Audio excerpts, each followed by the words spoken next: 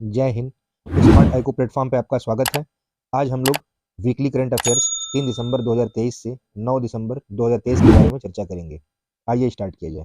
देखिए, पहला क्वेश्चन कह रहा है, महुआ मोइत्रा को 8 दिसंबर 2023 को लोकसभा से क्यों निष्कासित किया गया? तो ये है आपका कैश फॉर क्वेरी घोटाले मामले में संलिप्तता।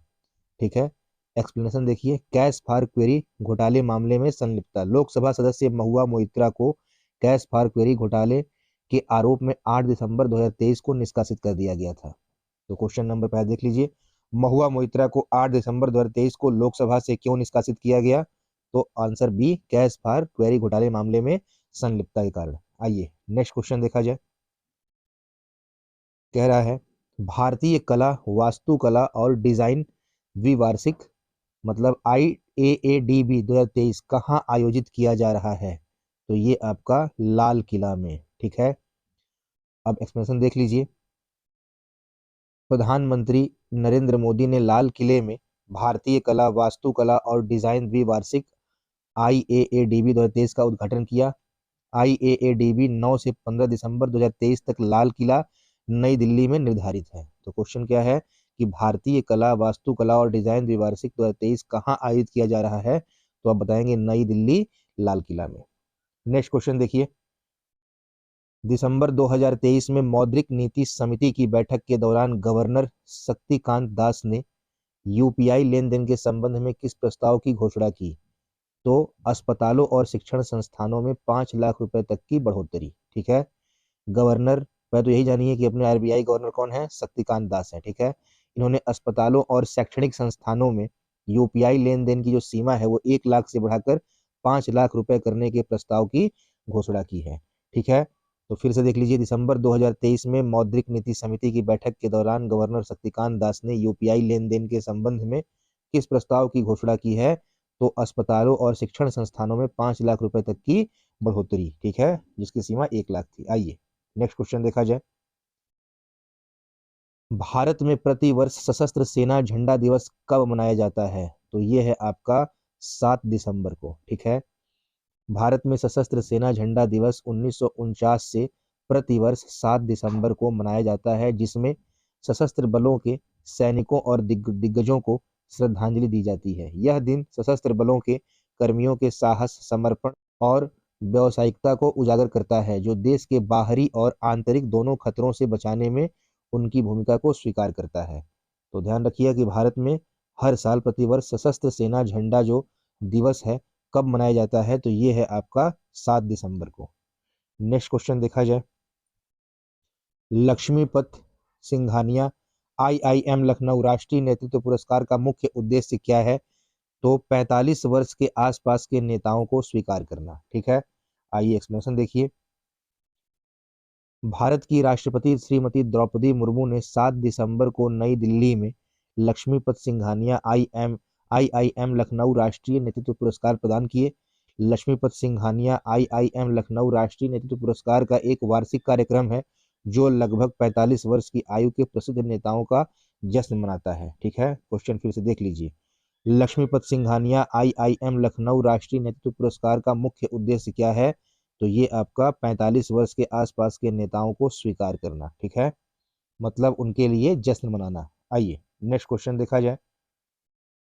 कह रहा है कि दिसंबर 2023 में उत्तराखंड ग्लोबल इन्वेस्टर समिट 2023 कहाँ आयोजित किया गया था? तो ये आपका देहरादून में। ठीक है, तो ध्यान रखिएगा कि दिसंबर 2023 में उत्तराखंड जो ग्लोबल इन्वेस्टर समिट 2023 है वह कहाँ आयोजित किया गया है? ये आपका उत्तराखंड, देहरादून। ठीक है, नेक्स्ट क्वेश्चन देखिए।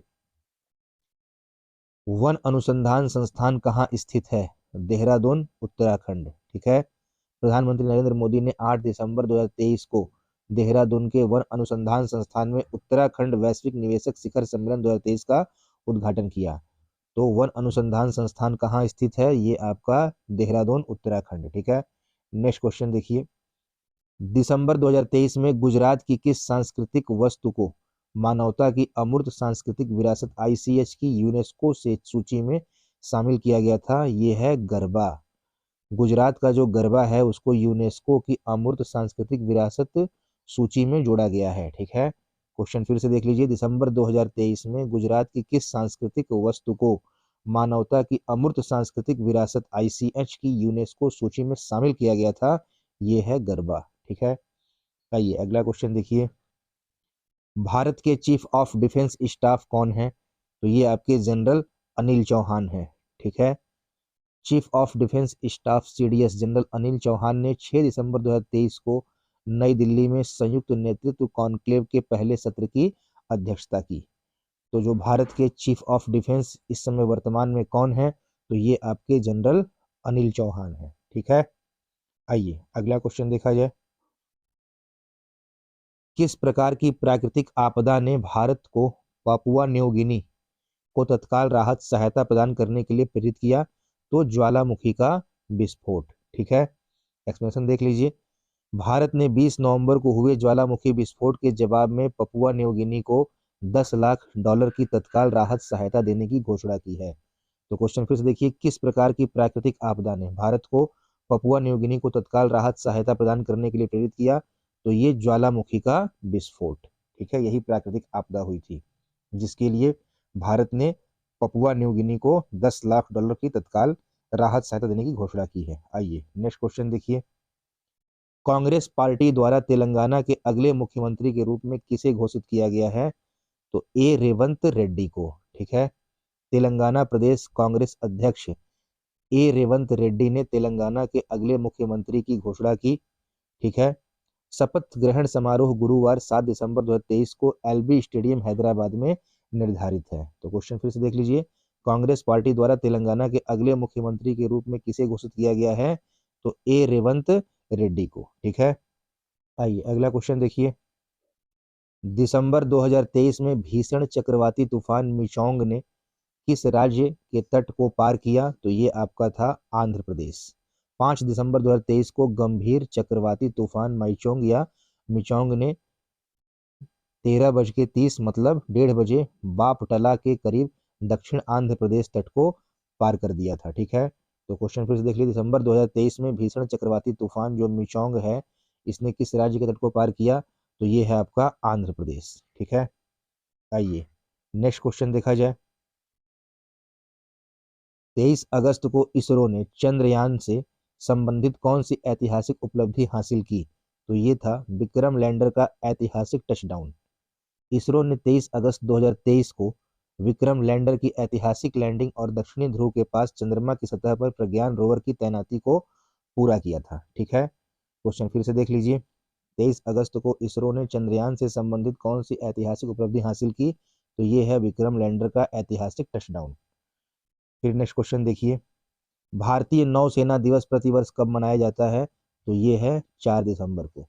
हर साल 4 दिसंबर को भारतीय नौसेना दिवस मनाया जाता है, इंडियन नेवी डे। ठीक है, तो भारतीय नौसेना दिवस प्रतिवर्ष कब मनाया जाता है? 4 दिसंबर। ठीक, अगला क्वेश्चन देखिए। भारतीय नौसेना दिवस पर कौन सा आयोजन मनाया जाता है? तो 1971 में कराची बंदरगाह पर हमला।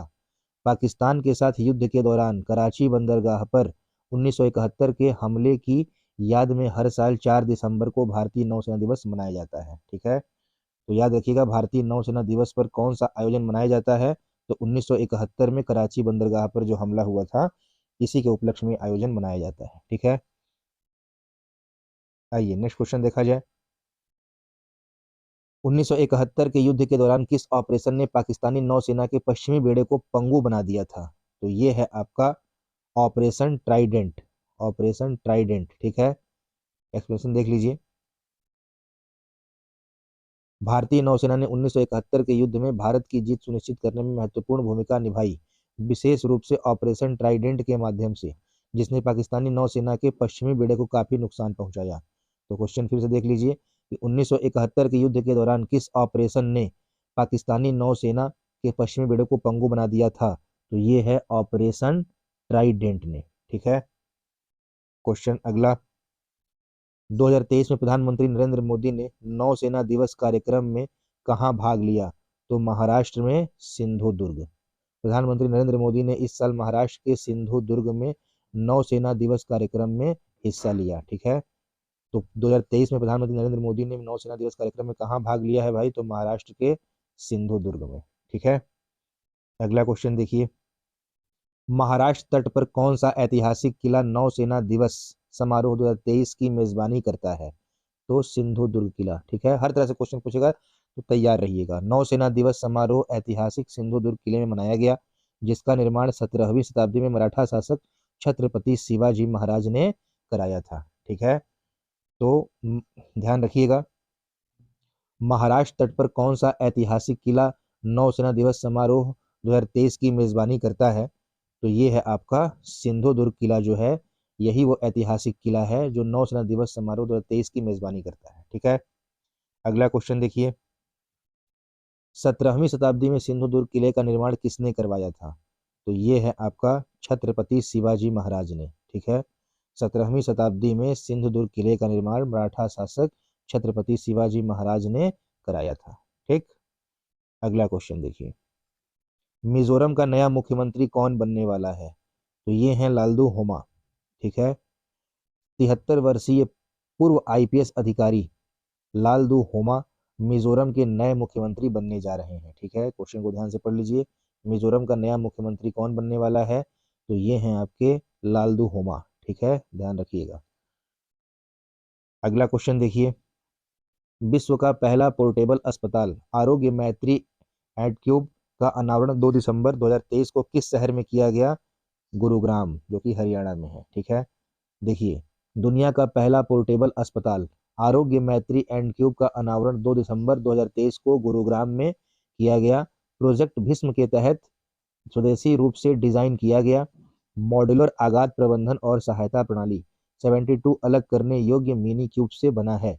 प्रत्येक आपातकालीन प्रतिक्रिया और मानवीय प्रयासों के लिए एक विशेष स्टेशन है।